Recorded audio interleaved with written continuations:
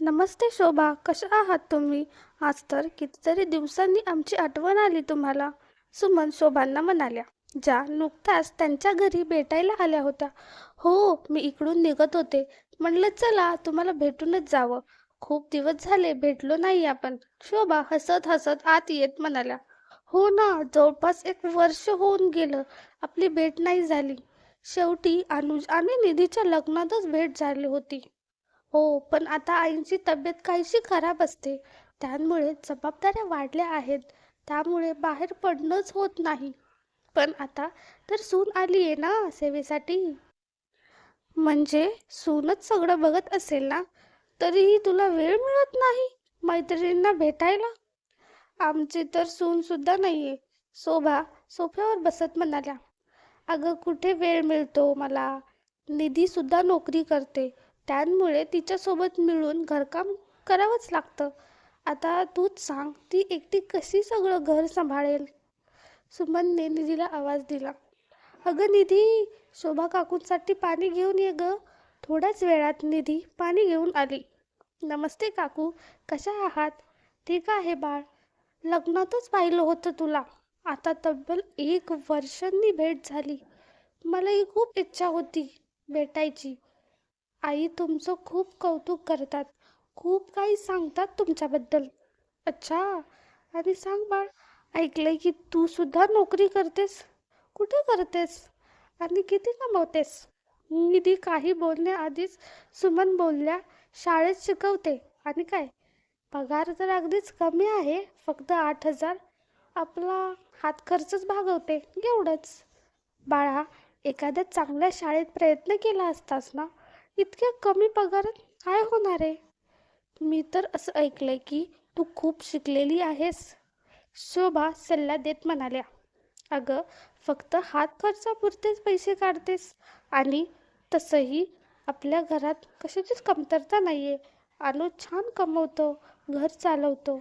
आणि तसंही आम्हाला वाटतं की घरात भरभराटी पुरुषाच्याच कमाईतूनच होते. आम्हाला तिच्या नोकरीची गरज नव्हती, पण छंद म्हणून करते. चालेल, काही हरकत नाही. सून सुद्धा आनंदात राहायला हवी. सुमन मध्येच हसून म्हणाल्या, फक्त छंद म्हणून करतेस तर मग काही त्रास नाही. बरं, मी निघते. आता कधी आमच्याकडेही या भेटायला. आई सुद्धा अनुज आणि निधीला भेटायला खूप इच्छुक आहेत, पण तब्येतीमुळे येता येत नाही त्यांना. पाहायचं आहे. शेवटी अनुज त्यांच्या मांडीवर खेळलेला आहे, असं म्हणत शोभा निघून गेल्या. पण निधीला सुमनचं बोलणं अजिबात पटलं नाही. तिला समजतच नव्हतं की आई नेहमी इतरांसमोर अशी वागणूक का देतात. अनुज आणि निधीचं लग्न होऊन 1 वर्ष झालं होतं आणि गेल्या 1 वर्षापासून ती हेच सगळं ऐकत होती. सुमनच्या घरात त्यांचा मुलगा अनुज, त्याची पत्नी निधी आणि त्यांचा दुसरा लहान मुलगा तनुज राहत होते, जो अजून शिकत होता. निधी ही एक मेहनती आणि समजूतदार तरुणी होती, जी एका शाळेत फर्स्ट ग्रेड टीचर म्हणून काम करत होती. आणि तिचा पगारही 40,000 रुपयाच्या पुढे होता. असंही नव्हतं की अनुज एकटाच सगळा खर्च करत होता. अनुज आणि निधीचं लग्न होण्यापूर्वी घरात फक्त 2च खोल्या होत्या. अनुज कॉलेजमध्ये असतानाच त्याच्या वडिलांचं निधन झालं होतं. तेव्हा अनुजने छोट्या मोठ्या नोकऱ्या करून आपले शिक्षण पूर्ण केले होते. तोपर्यंत घर खर्च त्यांच्या मामा मंडळींनी चालवला होता. जेव्हा अनुजला एक चांगली नोकरी मिळाली, तेव्हा त्याने लोन घेऊन घर नीटसं बांधलं होतं आणि त्याच्या हप्त्याही जात होत्या. दोघं पती पत्नी मिळून सगळा घरखर्च पाहत होते. निधी जिथं सगळं आर्थिक व्यवहार आणि घरखर्च सांभाळत होती, तिथं अनुज तनूच्या अभ्यासाची जबाबदारी आणि घरच्या कर्जाचे हप्ते भरत होता. पण निधीला एक गोष्ट समजत नव्हती. सुमन तिचा पगार कोणालाच का सांगत नाहीत आणि तिलाही म्हणतात की आपली सॅलरी कोणालाही सांगू नकोस. का? त्यांना का लाज वाटते हे सांगायला की सून सुद्धा घर खर्च करते? पण आज निधीने सरळ विचारलं, आई, तुम्हाला माझा पगार सांगायला लाज का वाटते? काय होईल लोकांना कळलं की तुमची सून घरात खर्च करते? बाळा, लाज वाटण्याचा प्रश्न नाहीये. मी तर फक्त या विचाराने सांगत नाही की कुणाची नजर लागू नये. आणि असंही म्हणतात की आपली कमाई कोणालाच सांगू नये. सुमन म्हणलं, पण सगळ्यांना माहिती आहे मी कमवते. मग पगार सांगण्यात काय हरकत आहे? आणि तुम्ही अनुजचा पगार सगळ्यांना सांगता, मग माझा का नाही? अगं सुनबाई, तू खूप सरळ आहेस. लोक कुणाला पुढे जाताना बघून खुश होत नाहीत, म्हणून मी कुणालाही काही सांगत नाही. सुमन हात हलवत म्हणाल्या, आई, खरं खरं बोला, हे गोल गोल बोलणं नको. निधी म्हणाली, निधी, गोष्ट अशी आहे की लोक असं म्हणतील की आम्ही तुझ्या पगारावर जगतो. शेवटी तू आमची सून आहेस. लोकांना वाटेल की तुझ्या पगाराच्या लोभात आम्ही तुझं लग्न केलं. लोक आमच्यावर बोट ठेवतील. आणि तसंही बाईने कितीही कष्ट केले तरी भरभराट ही पुरुषाच्या कमाईतूनच होते. निधीला सुमनच्या या विचारांची अपेक्षा नव्हती. ती हे ऐकून थक्क झाली की आईंचा असा विचार आहे. तिला समजत नव्हतं की लोकांना हे सांगायला काय लाज वाटते की सून सुद्धा घर खर्च करते. पण आई, मी सुद्धा या घराची सदस्य आहे.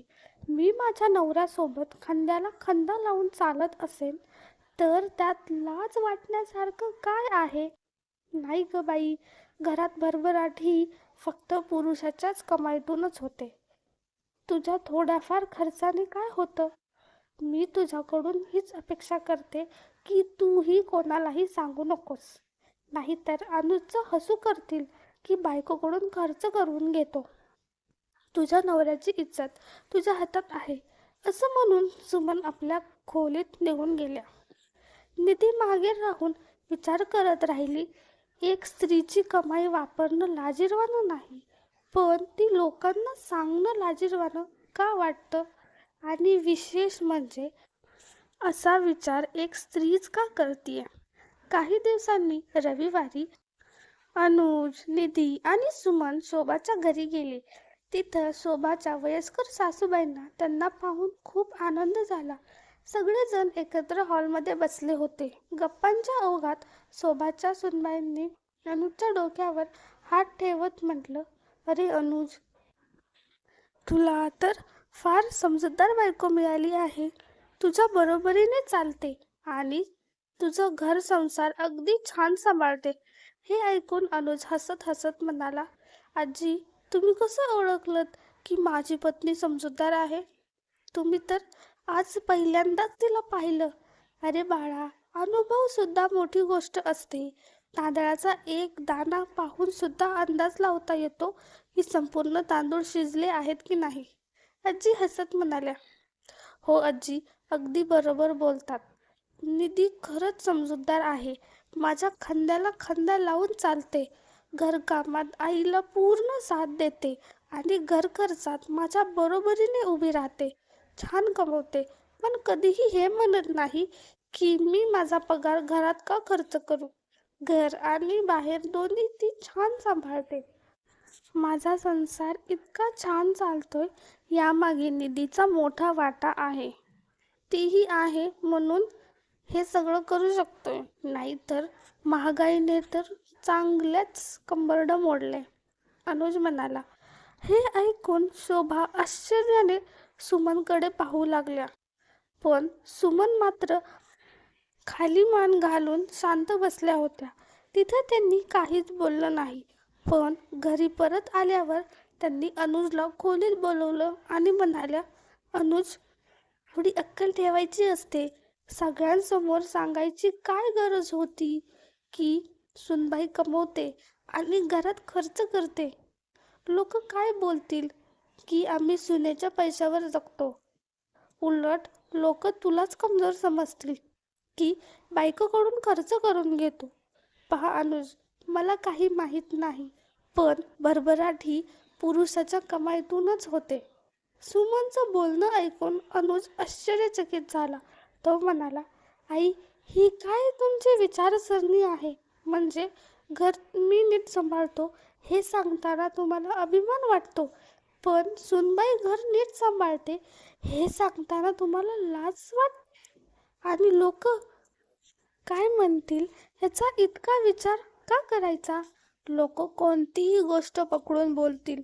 ते हेही म्हणू शकतात की मी माझ्या बायकोचा खर्च उचलू शकत नाही, म्हणून तिला नोकरी करावी लागते. लोक काय म्हणतील याच्या विचाराने तुम्ही तुमच्या घरात कोणाच्या योगदानाकडे दुर्लक्ष करू शकता का? योगदान दिसू देणार नाही हे ठीक आहे, पण हे म्हणणं की भरभराट फक्त पुरुषाच्या कमाईतूनच होते, हे म्हणणं म्हणजे कुणाचं योगदान नाकारण्यासारखंच आहे. घरात भरभराट होते ती नवरा बायको दोघांच्याही योगदानातून. जेव्हा नवरा एकटा कमवतो तेव्हा त्याची बायको हे छान समजून घेत असते की पतीच्या कमाईचा योग्य उपयोग कुठे करायचा, कशी बचत करायची. म्हणून बाईचं योगदान कुठेही नाकारता येणार नाही.